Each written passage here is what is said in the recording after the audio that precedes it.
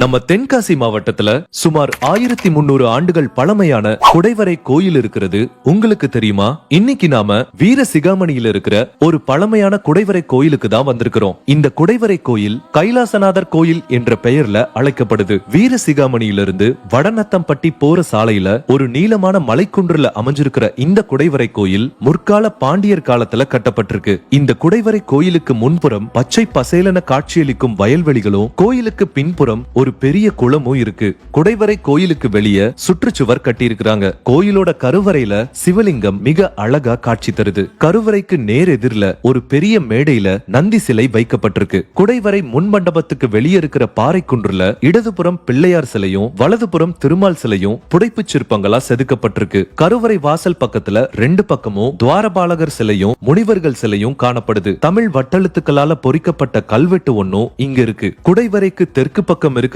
குகை தளத்துல சில சமண படுக்கைகள் காணப்படுது. இந்த குகை பஞ்ச பாண்டவர் குகை அப்படின்னு அழைக்கப்படுது. நீங்க வீர சிகாமணி பக்கம் எப்பவாவது போனீங்கன்னா இந்த குடைவரை கோயிலுக்கு மறக்காம போயிட்டு வாங்க.